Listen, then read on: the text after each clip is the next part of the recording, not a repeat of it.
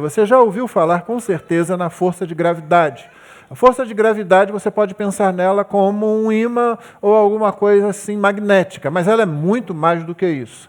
À medida que a ciência avança, percebe-se que o campo gravitacional e o que ele influencia, enfim, é muito mais complexo do que simplesmente a gente imaginar um grande ímã, embora esse aspecto também esteja envolvido.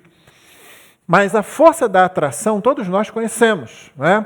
Você já viu aquele rapaz que está atraído por uma menina e faz um monte de bobagem por causa disso?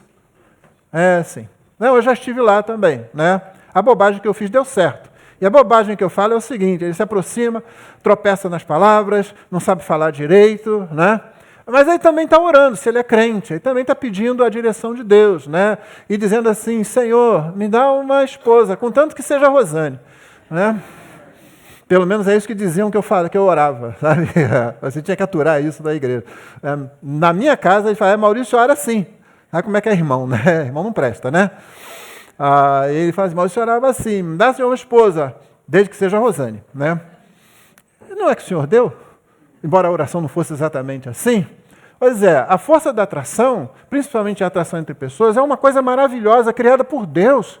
Que coisa boa. Você conhece a força de uma grande amizade? Eu tenho a bênção de conhecer isso, de ter amigos. Não, nem todo mundo aqui é meu amigo do mesmo jeito. Nem todo mundo aqui é seu amigo do mesmo jeito. Não queira isso, você não será amigo de todo mundo com o mesmo tipo de atração, o mesmo tipo de relacionamento, o mesmo tipo de afinidade. Eu espero que você tenha muitos amigos. Eu tenho muitos amigos. Mas há aqueles amigos que são os amigos realmente mais chegados. Aqueles que não importa onde esteja, não importa o tempo que passa, você entra em contato e parece que você esteve com a pessoa ontem. Né? E é aquela pessoa que confronta você. Não é aquela pessoa que vai dizer tudo que você está fazendo está certo. Não, eu estou aqui para te ajudar. Se você está sendo feliz, então eu apoio você, mesmo que você está fazendo uma bobagem muito grande. Não, isso não é amizade. Tá? Pode ser até alguém que tem algum interesse em você, mas não tem maturidade para ser um verdadeiro amigo, uma verdadeira amiga. Então, se você conhece isso, então você sabe que essa força de atratividade, de atração, entre homens e mulheres, entre amigos também, ela é uma dádiva de Deus. Ela foi deturpada pelo pecado. Foi deturpada a ponto das pessoas dizerem isso que eu acabei de dizer, né? Não, se você fosse meu amigo, você me apoiaria. Eu estou abandonando o meu marido, eu estou abandonando a minha esposa, porque eu quero ser feliz, eu estou seguindo o meu coração. E se você fosse minha amiga, você ia me apoiar nisso. Não, isso não é amizade. Tá?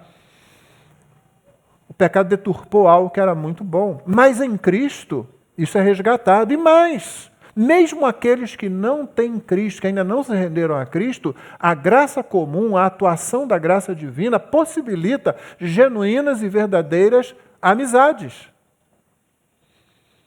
A gente deve dar graças a Deus por isso. Eu conheço poucas coisas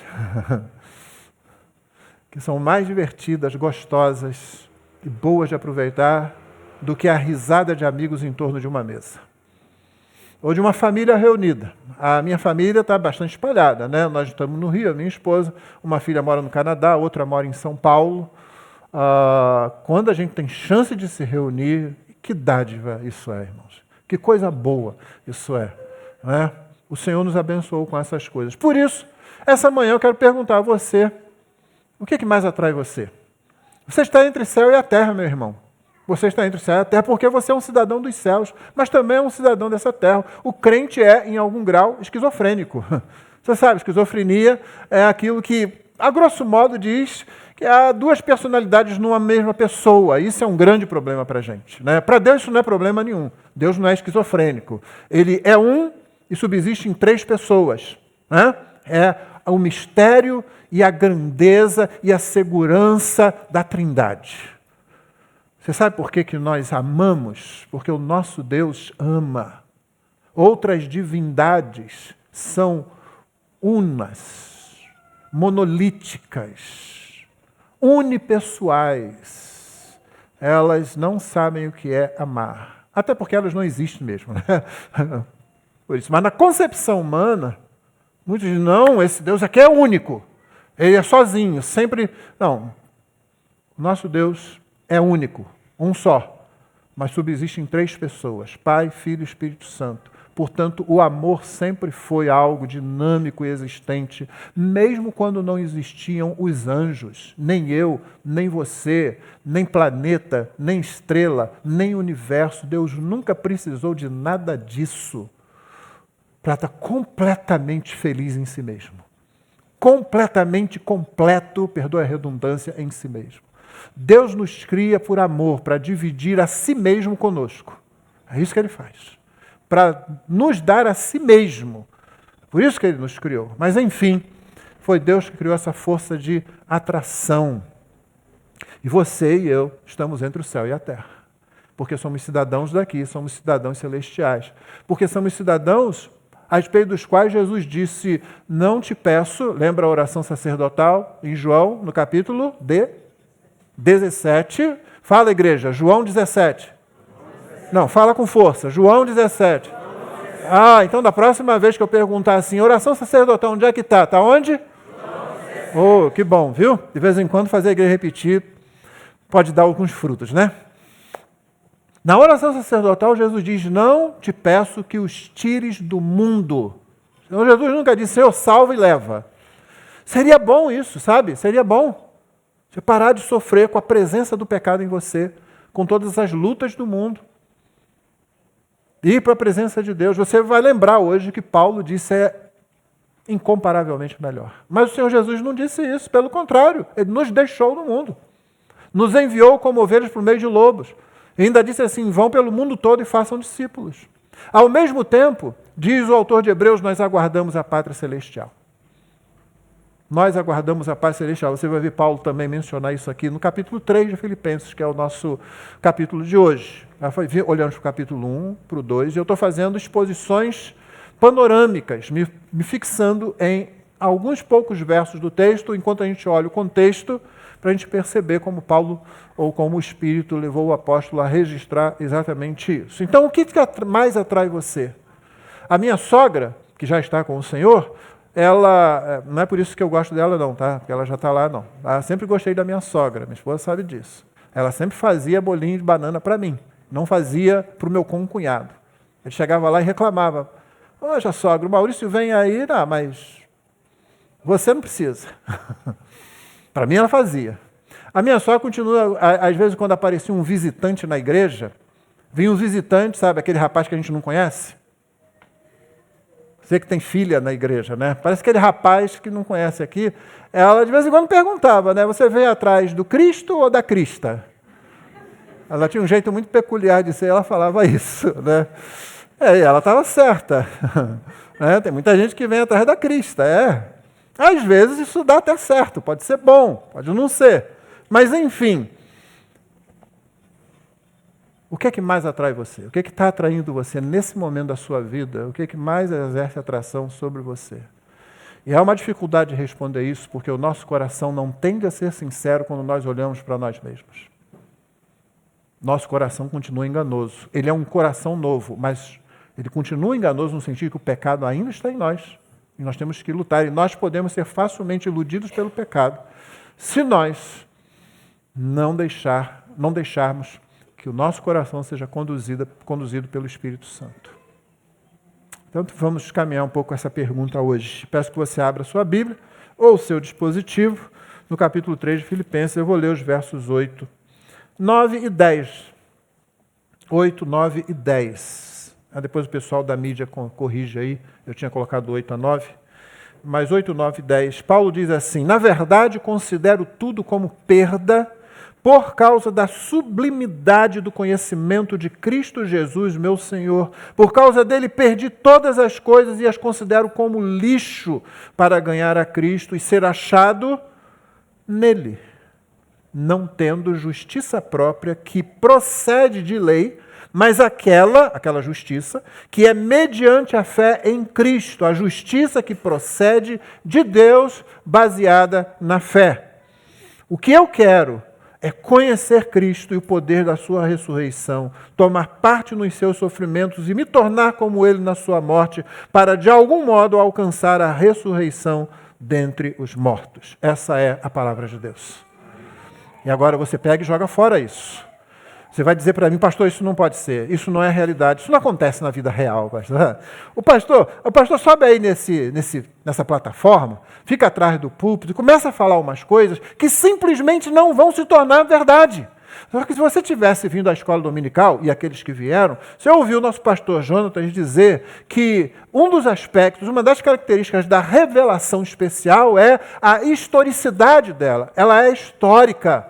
Ela não aconteceu na mente de alguém, ela não acontece numa meta-história, na filosofia de alguém que pensou alguma coisa, nem no embate de emoções dentro de um grupo social que produziu alguma coisa. Muita religião surge assim, muita igreja evangélica se corrompe assim, porque deixa de olhar para a palavra e para a objetividade, para a historicidade da palavra de Deus e começa a desenvolver um tipo de fé e um tipo de doutrina que é o somatório, que é o construto das experiências dos membros da igreja.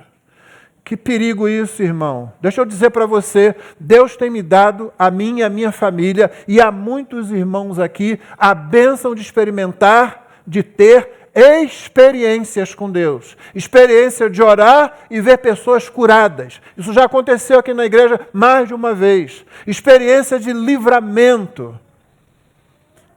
Nós cremos nisso, mas nenhuma experiência nossa pode moldar a nossa fé. Quando nós fazemos isso, quando uma igreja faz isso, ela deturpa a pessoa de Jesus. Jesus passa a ser aquele que eu, e junto com você, e talvez num embate, a gente crie na nossa cabeça.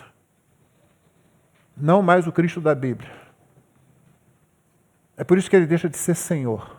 Ele passa a ser um grande bezerro de ouro. Lembra do bezerro de ouro? Lá do livro de Êxodo. Aquele que você manipula.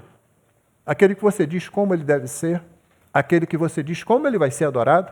Como ele vai ser servido. Aquele que você diz o que ele quer. Não, esse não é o Senhor Jesus. O Senhor Jesus é Senhor. Rei dos reis, Senhor dos senhores. Você não diz para ele o que ele tem que fazer, como ele tem que ser, como ele deve ser adorado. Ele diz para você. Ele diz para você. Então a revelação é histórica. O que Paulo está dizendo aqui, o que a Bíblia diz aqui, o que o seu pastor prega para você, o que os seus pastores pregam para você, o que você ouve no ensino dessa igreja, é o que a Bíblia diz, não tem nada e nenhum ensino nessa igreja. E eu peço que você fale comigo, se você puder dizer um, que seja inviável na vida real. Há muitos anos, irmãos, eu me lembro da primeira vez que eu falei isso. O que eu falei, o que eu ensinei, não era nessa igreja, eu sou pastor aqui há 30 anos, foi bem antes disso. Eu comecei a dizer o seguinte, doutrina que não é doutrina é atropelada pela realidade. Eu me lembro exatamente quando foi que eu comecei a pensar isso. Foi na igreja onde eu fui ordenado ao ministério. Havia lá um casal que, por má influência, acabou achando que estava num nível de espiritualidade muito elevado. Eles se casaram e disseram o seguinte, Deus é quem vai definir quantos filhos nós vamos ter. Nós não devemos fazer nada para impedir. Deus é que vai dar. Não pode ser. É Deus que decide. Ok? Veio um. Veio 2, veio o 3º, veio o 4º. E a conta no banco não veio junto. Aí o que houve? Uma laqueadora. Uma laqueadora. Corta. Chega. O que houve com a doutrina? Não era doutrina. Esse ensino não é bíblico. Não existe isso na Escritura. Que as famílias tenham muitos filhos. Aliás, nossa igreja aqui, ela eleva essa média aqui no Rio de Janeiro, né? Graças a Deus. Mas ninguém aqui está tendo filho porque foi obrigado pelos pastores, pelo ensino da igreja. Ninguém, esse não é o ensino aqui. Que Deus dê muitos filhos aos irmãos, que você queira ter mais de um filho. Que bom é uma criança quando ela tem um coleguinha, um amigo já dentro de casa, não é? Mas isso não é ensino bíblico. Então a doutrina que não é doutrina, o ensino falso, ele é atropelado pela realidade. Tudo que está na Bíblia, irmão, é para ser vivido. Isso tem sido vivido por homens, mulheres, rapazes e moças ao longo da história, em qualquer situação. Então o que Paulo diz aqui parece um troço terrível, parece um troço distante. Paulo pode piorar isso para você, ele pode dizer, e você já ouviu, dizendo isso, entretanto, se eu continuar vivendo, poderei ainda fazer algum trabalho frutífero. Assim, não sei o que devo escolher. Estou cercado pelos dois lados, viu? Está entre o céu e a terra. Literalmente, Paulo está aqui nessa dúvida, né? Estou cercado pelos dois lados, tendo desejo de partir e estar com Cristo, o que é incomparavelmente melhor. Você vai dizer, Paulo nunca namorou, pastor, é por isso que ele quer ir embora. Ele não era casado, né? Uma dúvida interessante, mas sim, mas provável é que ele nunca foi casado. Paulo não tinha amigos? Paulo não tinha prazeres? Não, no capítulo 4, vamos chegar no capítulo 4, ele diz exatamente o oposto disso. Ele diz, olha, eu sei ter em abundância. Paulo não era aquele camarada que chegava assim, você viu uma boa mesa, não, eu só vou pegar aqui esse pratinho de lentilhas. Lembra de Esaú? Não, botava aquela, vamos aproveitar. Cercado de amigos, que maravilha. Posso todas as coisas naquele que me fortalece, significa eu posso ter em abundância, eu posso não ter nada. Eu posso estar cercado de amigos e quando eu estou, que maravilha. Mas se eu estiver sozinho, eu continuo fazendo a obra. Não, Paulo tinha muitas razões para ficar aqui. Inclusive, a maior delas, ele diz aí, continuar pregando o evangelho, edificando a igreja, produzindo frutos dentro da igreja.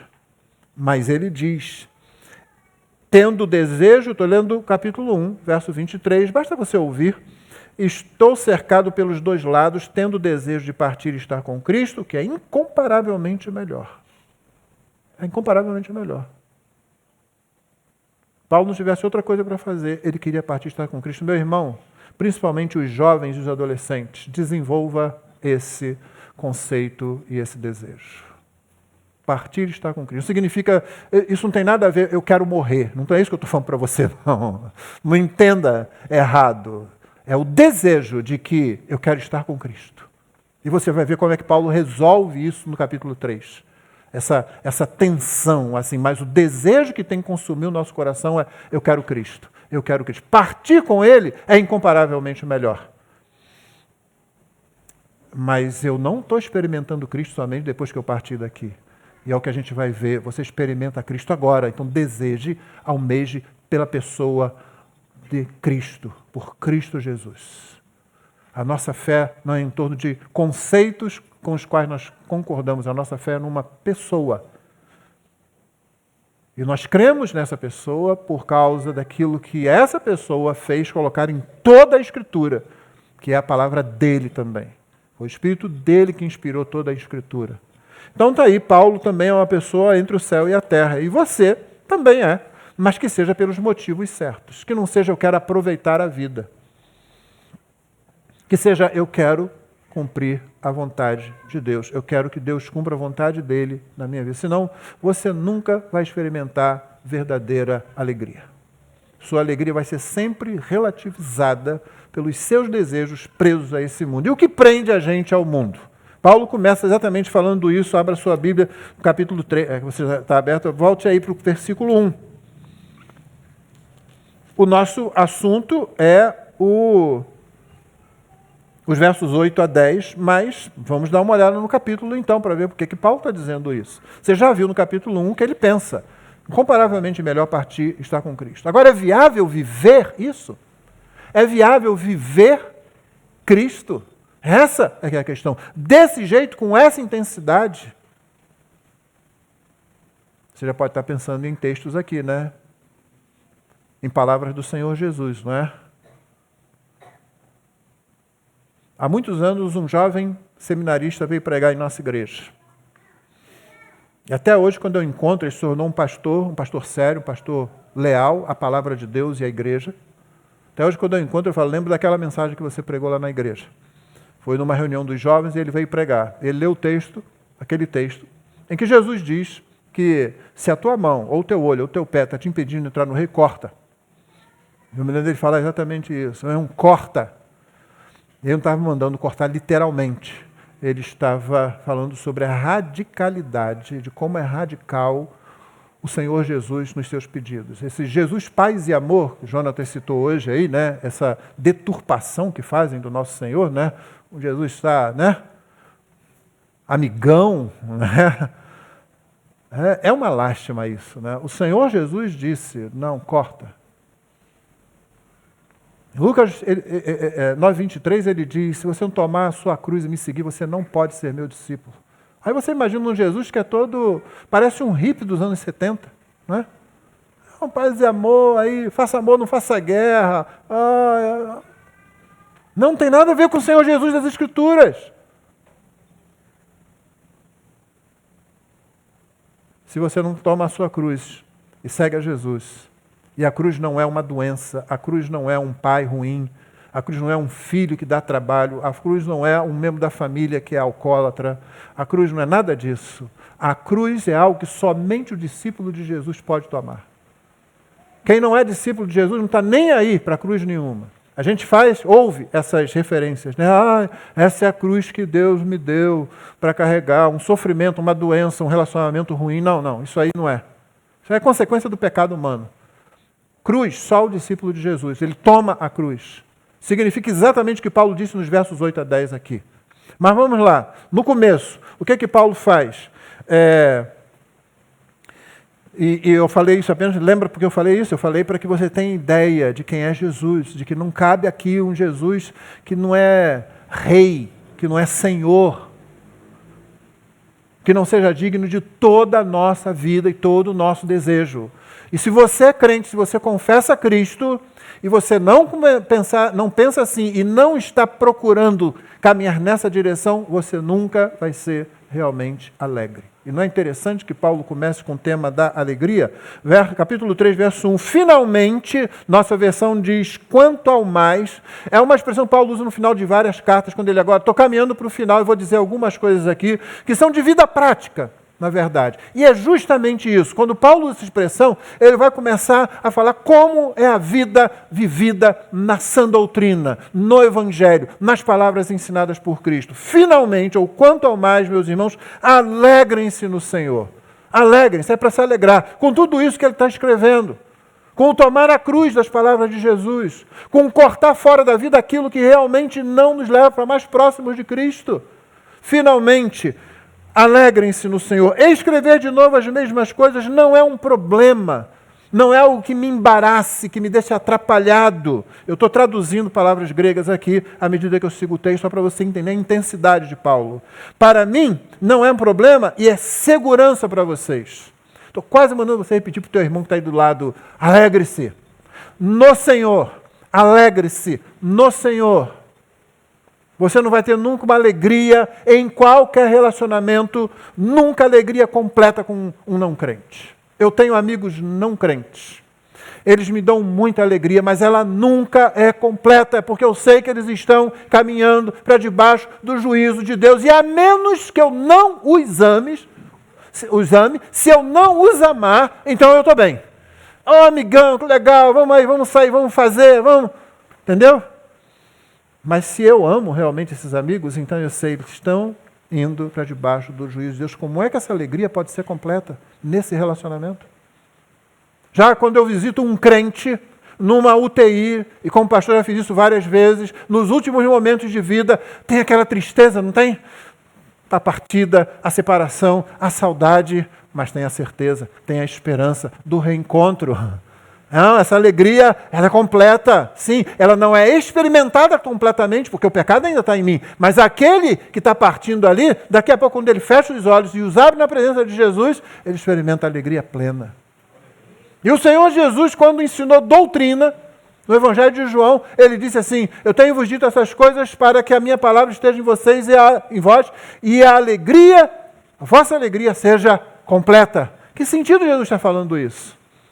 Nesse sentido, irmãos, de que o que nós fazemos aqui, os nossos relacionamentos em Cristo, eles apontam para a eternidade.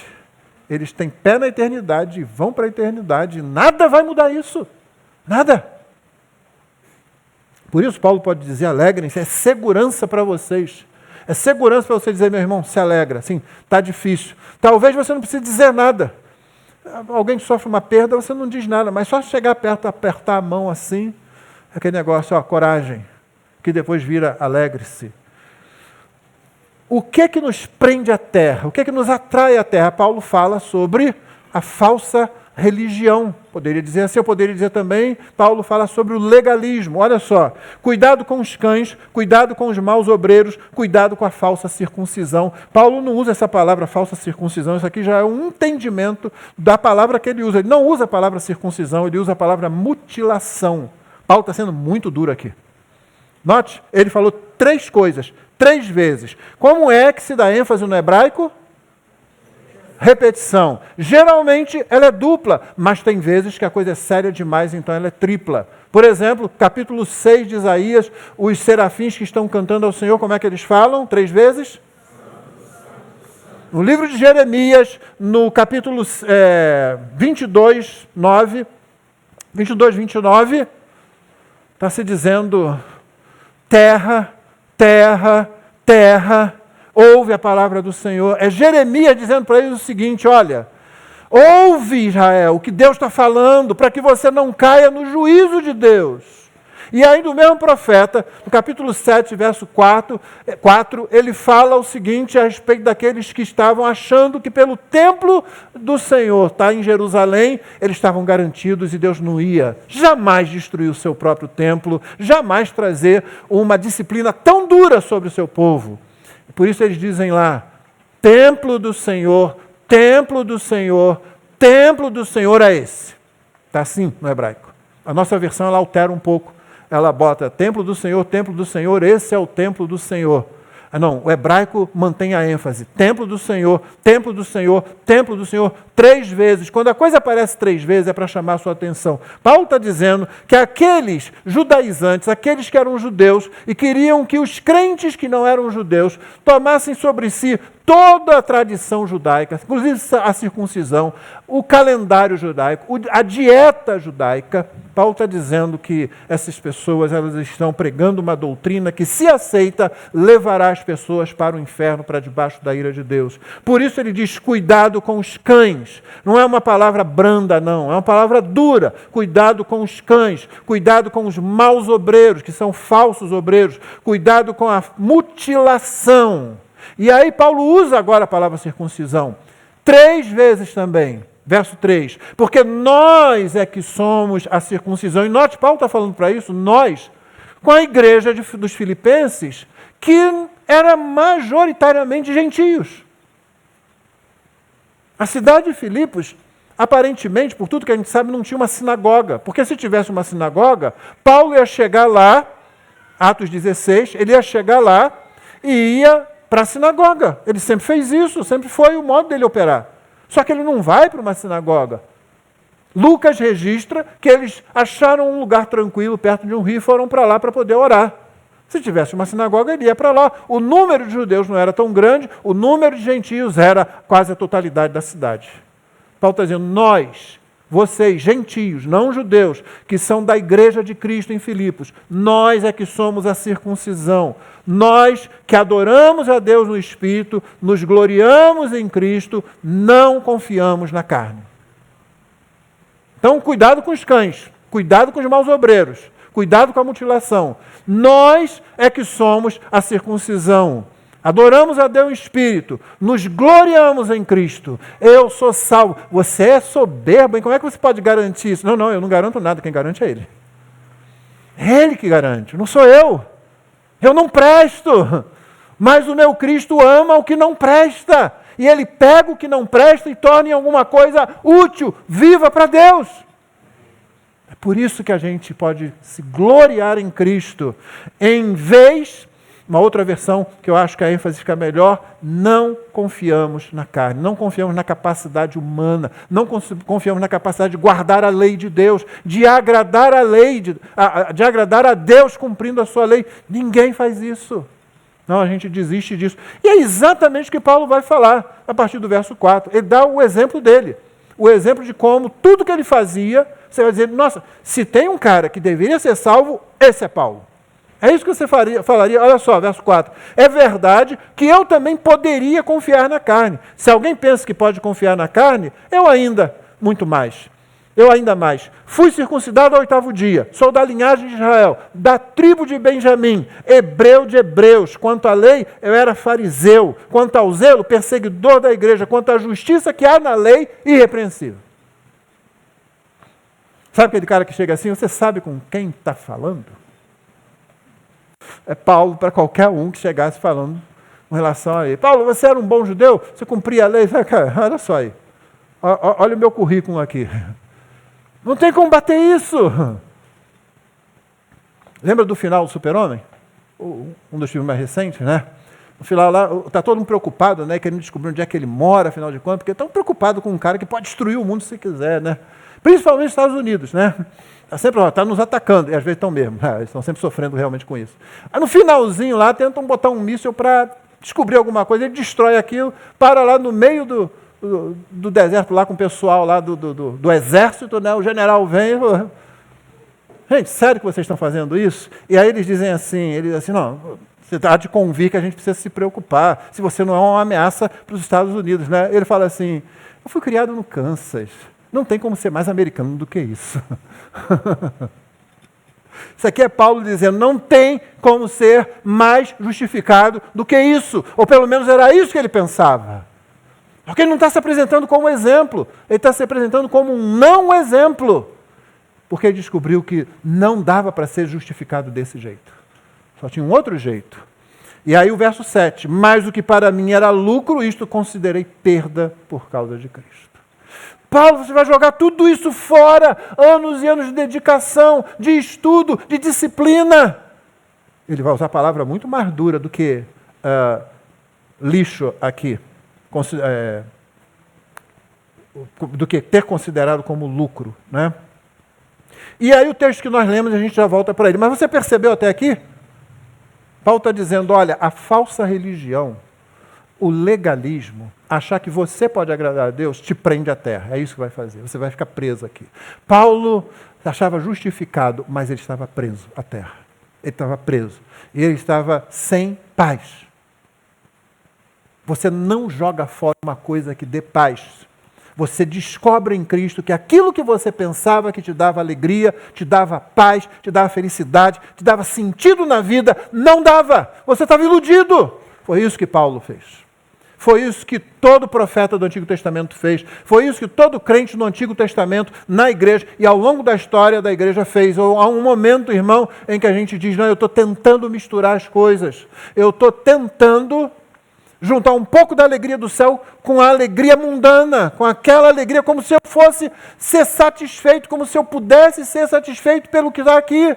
Esse mundo não tem como nos satisfazer plenamente. Esse mundo não tem como satisfazer você plenamente. E mais, mesmo as bênçãos de Deus que nós recebemos com ações de graças, e são bênçãos de Deus,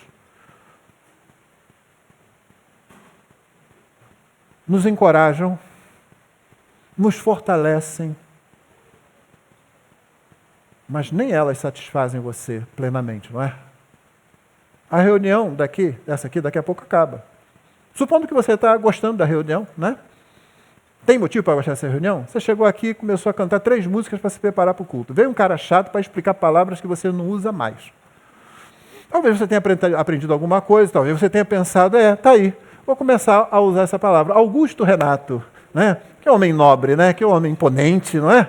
Então. Desculpe, não consegui evitar.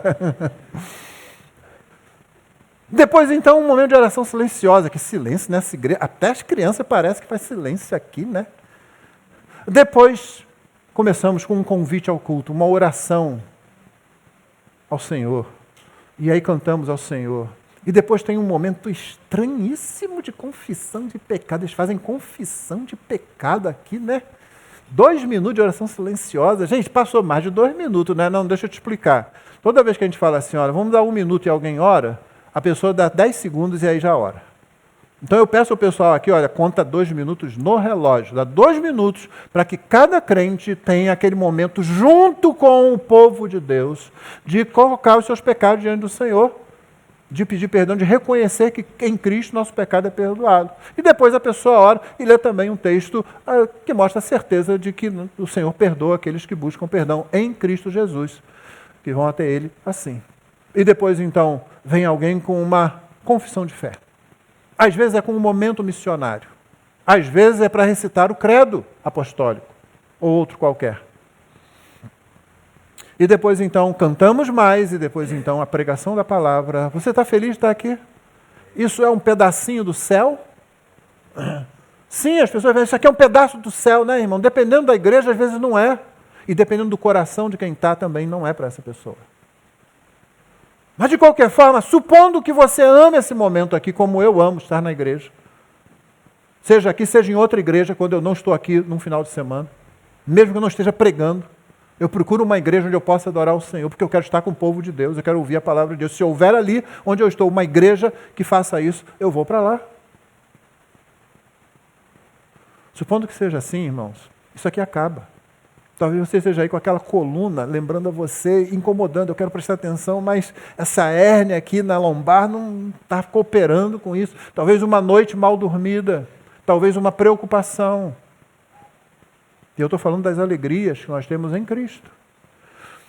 É porque Cristo cobre isso com a afirmação e com a realidade de que mesmo nessas situações nós experimentamos uma alegria que não vai ter solução de continuidade. Os mais novos conhecem a expressão?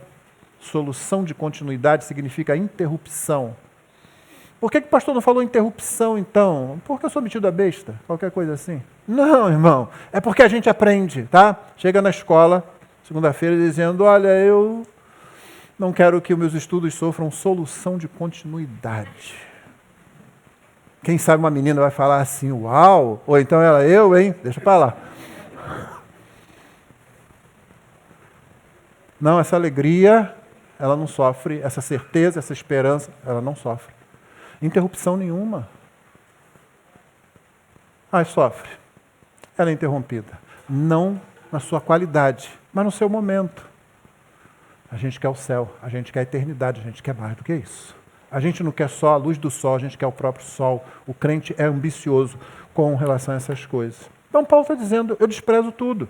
E aí ele continua para dizer o seguinte, olha, nós não somos legalistas nem na falsa religião, achando que a gente pode cumprir coisas e viver de uma certa forma que vai agradar a Deus, mas também não vivemos levianamente. Também não vivemos do jeito que a gente quer. E é isso que ele vai fazer agora.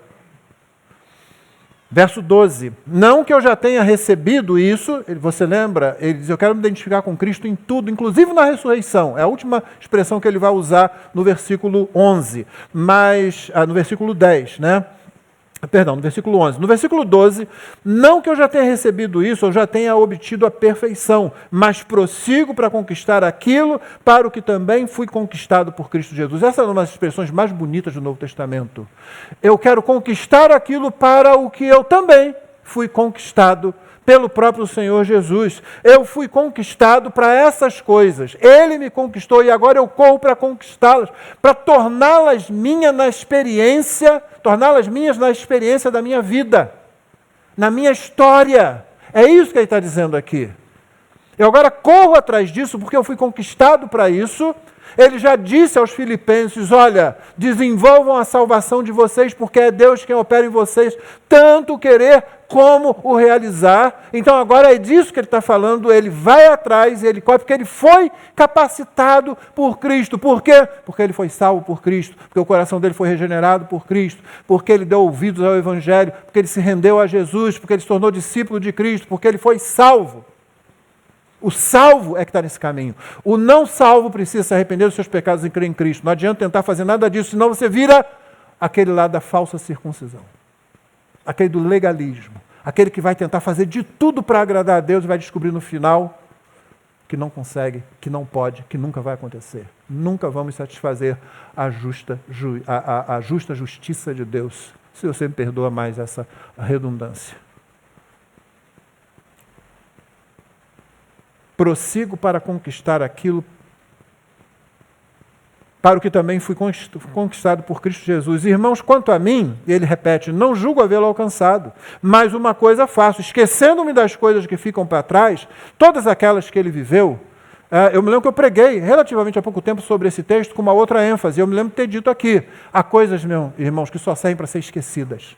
Esqueça aquilo na sua vida anterior. Esqueça aquilo que Você tentou fazer para agradar a Deus. Esqueça aquele pecado que prendeu você por muito tempo. Se você se deu a Cristo, ou se você se der a Cristo nessa manhã, caso ainda não tenha feito, tudo o que está lá atrás é apagado. O profeta diz que Deus joga no fundo do mar as nossas iniquidades. O profeta diz que Deus é um Deus desmemoriado. Ele não se lembra dos nossos pecados. Cada vez que ele olha para um pecador que está revestido da justiça de Cristo. Tem coisas que só saem para ser esquecidas. Aquela mágoa que alguém te causou, não se deixe definir por aquilo. Não desenvolva amargura contra aquela pessoa. E não tire aquela pessoa simplesmente do seu radar, porque talvez ela esteja precisando daquilo que agora você tem para dar para ela, salvação em Jesus. Nós não resolvemos problemas de relacionamento dizendo, não, essa pessoa é tóxica. Meu irmão, você é tóxico. Eu sou tóxico. É Cristo que não é tóxico. É Ele que tira a nossa toxicidade e nos purifica. Portanto, a gente não sai simplesmente afastando as pessoas. Há critérios para isso. Às vezes é preciso fazer isso, sim. Estou dizendo que não. Mas não é simplesmente para que eu me veja livre, para que eu fique confortável, para que eu não tenha mais problema. Até porque, como eu costumo dizer aqui, se você é cristão, seu sobrenome é problema. Você vive no meio de um mundo que odeia o nosso Senhor Jesus. Sim, odeia. Cristo deixou isso bem claro. Você não pode ser mais ou menos. Ou você o ama ou você o odeia. Ou você está com ele ou você está contra ele. Ele disse isso. Não tem como a gente pensar de outra forma. Então, quanto a mim, eu esqueço das coisas que ficam para trás, avançando para a questão diante de mim, prossigo para o alvo, para o prêmio da soberana vocação de Deus em Cristo Jesus. Todos, pois, que somos maduros, tenhamos esse modo de pensar. Se alguma coisa vocês pensam de modo diferente, também isso Deus revelará para vocês. Seja como for, andemos de acordo com aquilo que já alcançamos. O que Paulo está dizendo aqui é que, por um lado, ele prossegue, ele diz, já somos maduros, então é isso que a gente crê. A gente larga essas coisas para lá, a gente não confia na carne, a gente se gloria em Cristo, a gente adora a Deus em espírito. É isso que a gente vai fazer. A gente, como você vai ver, a gente quer Cristo, a gente quer o conhecimento de Cristo. Eu quero conhecer Cristo, eu quero me identificar com Cristo, eu quero explorar essa união que Ele me deu. Sim, na salvação, não é apenas você receber o título de salvo, Cristo se uniu a você. Você está realmente, verdadeiramente, realisticamente unido a Cristo. É por isso que a gente usa uma expressão que a gente tem que ficar explicando, porque ela é mal usada por aí. É a união mística com Cristo. Você que é crente está unido a Cristo de verdade. Portanto, a gente larga o resto, e nós que somos maduros, então nós que recebemos isso, nós prosseguimos. Mas Paulo dá espaço aqui para algumas coisas que talvez, não sendo contrárias ao Evangelho, precisem ser compreendidas. Por isso ele diz, se alguma coisa vocês pensam de modo diferente, também Deus revelará para vocês. Também isso Deus revelará para vocês. Nós somos abençoados, né, irmão? Porque nós temos toda a Escritura já completa. Naquele tempo eles nem tinham isso. Eles precisavam, muita coisa, serem construídas ainda. Nós já temos aqui. As nossas diferenças, mesmo aquelas que precisam ser mantidas, e há algumas, elas serão mantidas de acordo com os critérios da Escritura. Há espaço para isso. Eu não preciso ficar brigando com o meu irmão que não pensa exatamente como eu penso. Mas há critérios para isso. Não é simplesmente abrir a porta e diz, falou em Jesus, pode entrar. Não, não é assim. O diabo fala em Jesus, lembra disso, né? Então, o que Paulo faz para o final desse texto? Ele alerta novamente contra o erro. Se ele alertou contra o legalismo, a falsa religião, e chamou agora a toda a igreja para que ela viva a vida cristã, então era nem legalismo, nem o antinomismo, que seria, não tem regra nenhuma. Você está salvo? Está salvo, pronto, pode fazer o que você quiser. Não, não é assim não. Ele caminha novamente para dizer a diferença que há entre esses grupos, os cristãos e os outros que estão buscando qualquer outra coisa para se resolver com Deus. Verso 17 até o versículo 1 do capítulo 4. Irmãos, sejam meus imitadores e observem os que vivem segundo o exemplo que temos dado a vocês. Que chato esse versículo, né? Primeiro ele diz, sejam meus imitadores. Você pode dizer isso? Não é uma opção. Você tem que ser capaz de dizer, seja meu imitador. Paulo não está dizendo, eu sou perfeito. Ele disse isso aqui, verso 12, não que eu já tenha recebido isso, ou já tenha obtido a perfeição. Já deixou isso claro. Não estamos pedindo perfeição, Deus não está pedindo isso. Mas você tem que ser capaz de dizer, seja meus imitadores. E observem, notem aqueles que vivem também de acordo com isso que temos recebido. Por quê? Porque no meio da igreja há aqueles que não vivem dessa forma, não agem dessa forma, não creem nessa forma. Por isso que a gente tem tanto cuidado com a entrada de pessoas na igreja. Não vamos ser perfeitos nisso, não temos essa ilusão, não. Mas, meu irmão, você tem que tomar conta da vida dos outros, desculpe. Se você for daquele, não quero me meter com a vida dos outros, a igreja não é o seu lugar. Você foi chamado para servir aos outros, você foi chamado para sacrificar os outros, pelos outros. Como é que você não vai se meter com a vida deles? Você está achando que vai ter algum tipo de paz, que vai evitar algum tipo de problema? Normalmente isso traz mais problema. Paulo diz, notem aqueles que vivem assim. Por quê? Verso 18. Muitos andam entre nós, eu falei da igreja, né? Entre nós, dos quais repetidas vezes eu lhes dizia, e agora digo até chorando, que são inimigos da cruz de Cristo. Paulo não fala isso assim, esse pessoal não presta, porque ele diria, nenhum de nós presta, irmão. Cristo é que veio e nos salvou. Ele fala chorando, mas ele tem que dizer, são inimigos da cruz de Cristo. E prega outro evangelho.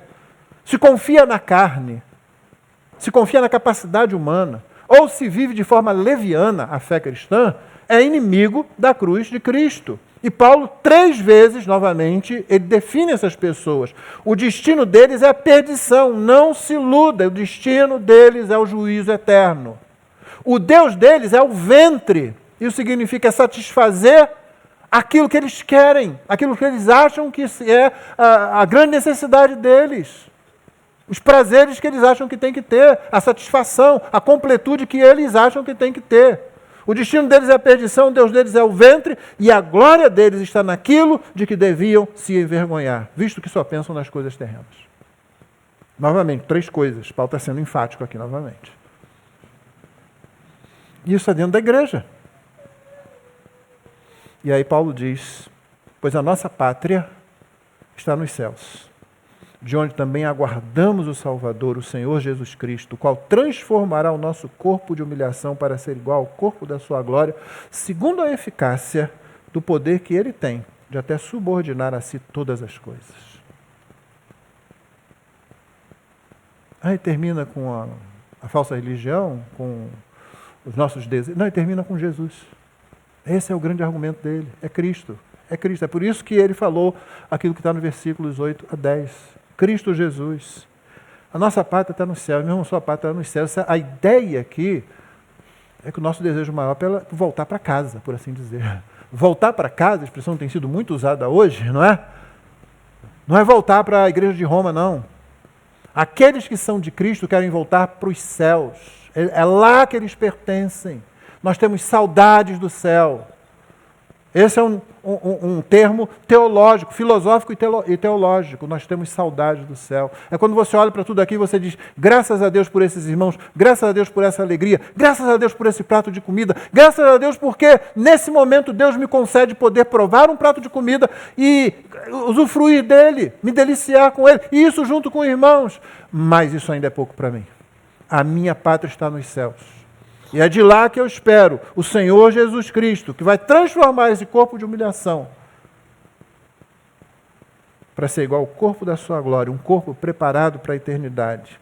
Porque ele tem poder eficaz para isso, ele subordina todas as coisas a si mesmo. Não dá para ser aquele Jesus hippie dos anos 70. Não dá, aquele não faz nada. Aquele anda dopado o tempo todo. Não, nosso Senhor Jesus é rei. E aí Paulo termina. Portanto, meus amados irmãos, de quem tenho muita saudade, vocês que são a minha alegria e coroa, sim, meus amados, permaneçam deste modo firmes no Senhor. Eu não digo, eu gosto de vocês porque vocês são muito legais, não. Vocês até são. Eu gosto de vocês porque vocês me dão alegria. Vocês dão alegria, mas não, é mais do que isso. O que eu estou pedindo e o que eu estou falando aqui não é um grande elogio, note, ele usa essas expressões, mas você notou o que ele falou? Ele disse, portanto, permaneçam deste modo firme no Senhor. Tira o que está no meio, em que ele está qualificando aqueles de quem ele tem saudade, que dão alegria, que são coroa sobre a vida dele, sobre o ministério dele, porque ele pregou o evangelho a essas pessoas, viu essas pessoas serem transportadas do reino das trevas para o reino da luz. Sim, é uma alegria quando a gente vê isso acontecer. É uma alegria para pastores quando vê a sua igreja progredir na fé. É uma alegria para a igreja quando vê pastores fiéis à pregação da palavra. Mas note, isso aqui é o recheio do negócio, simplesmente porque Paulo está chamando para mais perto, como vem cá, vem aqui perto, deixa eu te falar no ouvidinho. Deixa eu falar para você, eu amo muito você, eu tenho saudade de você, você me dá alegria, igreja. Mas o que ele está dizendo? Portanto, permaneçam deste modo firmes no Senhor. Fiquem firmes. Aí a gente volta para terminar nesses versos de 8 até o 10 e o 11. Na verdade, considero tudo como perda por causa da sublimidade do conhecimento de Cristo Jesus. Hoje, no livro de Oséias, capítulo 6, de 1 a 3, a gente vai falar sobre o perigo do falso conhecimento de Deus, da falsa fé, do conhecimento superficial de Deus. Então, volte para a mensagem da noite, viu? Na verdade, considero tudo como perda. Tudo como perda. Paulo não está se referindo aqui a todas as coisas boas que em Cristo ele recebe, inclusive as coisas boas que a graça comum promove. Ele tinha acabado de falar o que ele considera como perda. Tudo aquilo que ele fez como hebreu de hebreus, fariseu de fariseus, da tribo de Benjamim, né? Hebreu raiz mesmo, com pedigree, né? Tudo isso que parecia justificar, ele está jogando fora tudo isso. É isso que ele está jogando fora. Todas as outras coisas, e Paulo vai dizer isso a Timóteo, lembra? A gente recebe com ações de graça. Se você pode receber com ação de graça, irmão, então você pode cair dentro. Você pode dar graças a Deus por aquela situação? Cai dentro, aproveita. Deus está te dando aquilo naquele momento. Nem sempre vai ser assim. Haverá tempo de angústia, haverá tempo de dor, haverá tempo de sofrimento. Corpo de humilhação é uma expressão forte. É o corpo que a gente tem. Ele vai ser transformado de acordo com o corpo glorificado do próprio Senhor Jesus. Mas, por enquanto, a gente sofre essas coisas. Portanto, quando Deus nos dá, e a gente pode receber com ação de graças, você pode dizer, Senhor, obrigado por isso, aproveite. Mas Paulo considera o resto todo como perda. E por causa de quê? Por causa da sublimidade do conhecimento. Por causa da coisa maravilhosa, por causa da coisa... Sublime é uma palavra que significa... como eu vou colocar isso? Estonteante, maravilhosa, excelsa, grande demais. Chama a gente para perto, atrai a gente, surpreende a gente. Você fica atraído por aquilo. Você é levado por aquilo. Lembra Moisés, na sarça ardente? O que ele disse? Opa! Que fenômeno é esse? Esse arbusto está queimando, mas não está se consumindo. Eu vou lá ver isso? Depois ele descobriu que não era aquilo que era sublime. Não era por aquilo que ele deveria estar atraído. Ele deveria estar atraído por algo mais que ele, no momento, não percebia ali. Paulo talvez tenha ficado atraído por toda a estrutura da fé judaica, até que ele descobriu que não tem alguma coisa que realmente é sublime. E não é isso que eu estava vivendo aqui. Por isso eu jogo fora. Eu quero conhecer a Cristo, meu Senhor. Por causa dele, perdi. Quer dizer, eu larguei. Sabe aquele negócio que você perde assim, porque você largou? Eu perdi porque não quis prestar atenção. Eu perdi porque deixei para lá. Esse é o caso. Por causa dele, eu perdi todas as coisas, considero como lixo. A palavra em grego aqui é muito forte. Às vezes ela é traduzida como esterco. Sim. Refúgio, lixo, esterco. É uma palavra forte. Aqui ameniza um pouco, para não ferir suscetibilidades, né? Mas é uma palavra forte. Ele olha para aquilo e diz assim, gente, eu desprezo isso, eu cuspo nisso, isso me enganou por muito tempo, isso me prendeu à terra. Isso me atraía e me prendia, como gravidade. Agora não.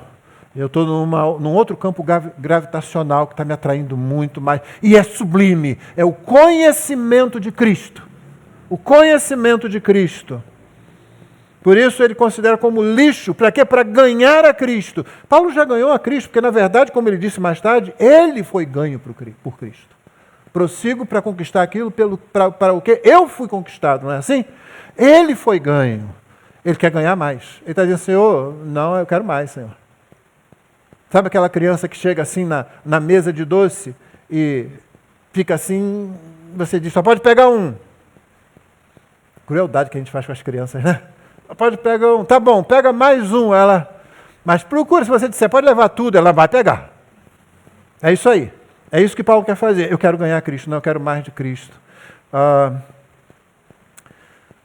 E ser achado nele, não tendo justiça própria, que procede de lei, aquela que ele buscava lá atrás, com aquilo tudo que ele disse, mas aquela que é mediante a fé em Cristo, a justiça que procede de Deus baseada na fé.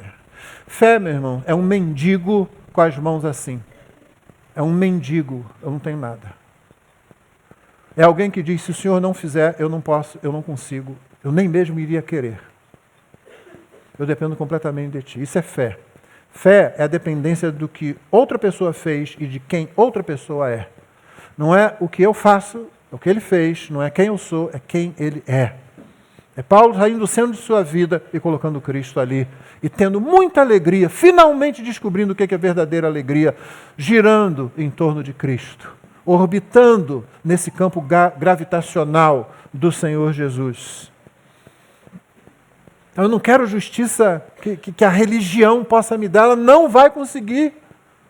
Que eu possa cumprir, que eu possa fazer, vai ser uma ilusão. Eu já vi isso, porque agora eu vi o sol da justiça. Eu não quero mais essas lamparinas aí do legalismo e da falsa religião. O que eu quero, verso 10, ele está sendo enfático, você já viu, ele está repetindo, o que eu quero é conhecer Cristo. E agora ele vai definir isso. Basicamente o que ele vai dizer aqui, para você não se atrapalhar com as expressões, que eu não vou parar para analisar cada uma delas em detalhe, o que ele está dizendo é o seguinte, eu quero me envolver com aquele que se envolveu comigo. Eu quero vivenciar toda a experiência desse relacionamento místico entre o meu ser e o ser do meu Salvador. Aquele que se deu por mim, cujo Espírito veio habitar em mim, cumprindo a promessa que Ele fez. Se alguém me ama, meu Pai e eu viremos e habitaremos nele, pelo Espírito Santo. É isso que Paulo quer. Tudo que ele está fazendo é nessa direção. Ele não quer ser simplesmente alguém que conhece teologia. Ele não quer ser alguém que conheça boa doutrina, embora essas coisas sejam excelentes e você deve buscá-las. Mas ele quer ser assim, quer conhecer essas coisas, porque isso o aproxima mais de Cristo, isso lhe dá mais conhecimento de Cristo. Meus irmãos, Cristo só é conhecido a partir do que está na palavra de Cristo. É por isso que não vai funcionar o Cristo formado por minha cabeça ou pela sua. Pela experiência mais maravilhosa que você tiver. Pedro teve a grande experiência, a única experiência em toda a vida terrena de Cristo. Ser um dos poucos daqueles que viram Cristo glorificado por uns poucos segundos ali no Monte da Transfiguração. E ele diz, na sua segunda carta, ele fala, olha, a gente faz bem se a gente se volta para a palavra. Eu estive no monte, eu ouvi a voz. Lembra da voz de Deus? Esse é o meu filho, a ele ouvi. Eu ouvi isso. Mas vocês fazem muito mais se voltarem para a palavra profética. É nela que nós estamos ancorados. Você não vai conhecer Cristo fora das Escrituras, meu irmão, minha irmã. Você que não se rendeu a Cristo ainda, você quiser ir atrás de alguma imagem de Cristo por aí, seja de que tipo for, filosófica ou concreta numa estátua, ou idealística numa poesia, ou seja lá o que for, você vai atrás de um Cristo que não salva, um Cristo que não cura, um Cristo que não redime, um Cristo que não tem novos céus e nova terra para dar, um Cristo que não vai livrar você do corpo da vergonha, desse corpo de humilhação. Você quer Cristo verdadeiro, ele está na palavra dele. Foi ele mesmo quem disse, na oração sacerdotal, que está onde? Melhorou um pouquinho. Foi ele quem disse, a tua palavra é a verdade. Lembra disso? Santifica-os na verdade, a tua palavra é a verdade. A palavra do Pai é a palavra do Filho, a palavra do Filho é a palavra do Pai, a palavra do Pai e do Filho é a palavra do Espírito, que inspirou o texto sagrado. É isso que ele vai dizer no versículo 10. Eu quero todo o envolvimento, eu quero me identificar com ele.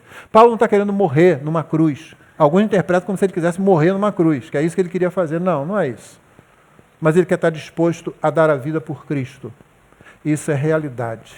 Isso é realidade. Talvez nós não achemos que isso possa acontecer, porque ainda não fomos colocados diante da decisão que muitos irmãos, desde os tempos apostólicos, nos séculos subsequentes, e ainda hoje enfrentam.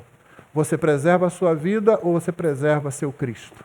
Muitos disseram, a minha vida só tem valor por causa dele. E morrer e estar com ele é incomparavelmente melhor. Paulo não teve dúvidas disso. Isso é realidade.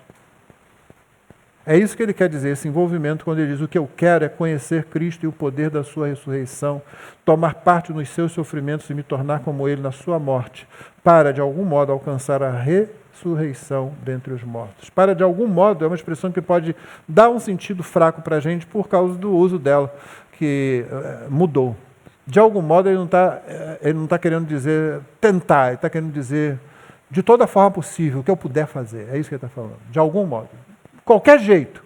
Aonde tiver um modo, um momento, uma situação, um lugar, um tempo, em que eu puder vivenciar Cristo, em que eu puder experimentar Cristo, em que eu puder obedecer Cristo, em que eu puder perceber Cristo agindo através de mim, é lá que eu vou.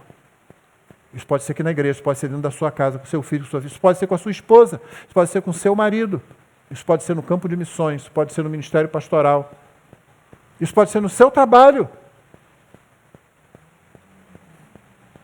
isso pode ser na sua escola, isso pode ser em qualquer lugar. Paulo está dizendo isso, Cristo é a minha vida. Meus irmãos, existe alguém mais maravilhoso do que Cristo?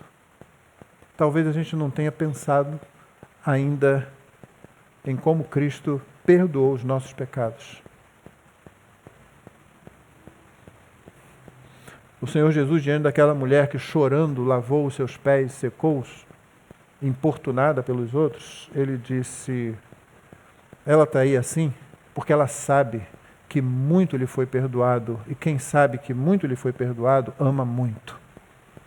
Ama muito. Talvez ele tenha que meditar. Por que o Evangelho é necessário para o crente? Porque quando você medita sobre o Evangelho, você medita sobre o que Cristo fez por você, além do que Ele fez em você, além do que Ele está fazendo para você, além do que Ele vai continuar fazendo em você. E quando a gente medita nisso, a gente vê cada vez mais, gente, eu fui perdoado de uma dívida impossível. E o seu amor começa a aumentar. Essa é uma oração que nossos pais na fé faziam, que nós precisamos resgatar. Senhor, aumenta o meu amor por Ti. Aumenta o meu amor por Ti. Eu quero conhecer a Cristo. O que eu quero é conhecer a Cristo. Cristo tem que ser a força que mais nos atrai para nos manter equilibrados entre o céu e a terra, até aquele dia em que céu e terra serão a mesma coisa. Novos céus e nova terra. Não é sumir com a terra e ficar só o céu. Não, isso não é fé cristã. A fé cristã fala de novos céus e nova terra onde habita a justiça. Que Deus nos abençoe. Vamos ficar de pé e orar? Após o que nós cantaremos e com oração silenciosa, o culto estará encerrado. Senhor nosso Deus, obrigado pela Tua palavra. Obrigado porque Cristo é o centro da nossa vida e porque podemos viver realmente em Cristo. Ajuda-nos, Senhor Deus. Ó Deus, aumenta o nosso amor por Ti, Senhor. De cada homem, de cada mulher, de cada jovem, de cada criança, que já confessa o Teu nome aqui, Senhor. Que sejamos cada vez mais atraídos por Cristo, que nos deixemos atrair cada vez mais por Cristo.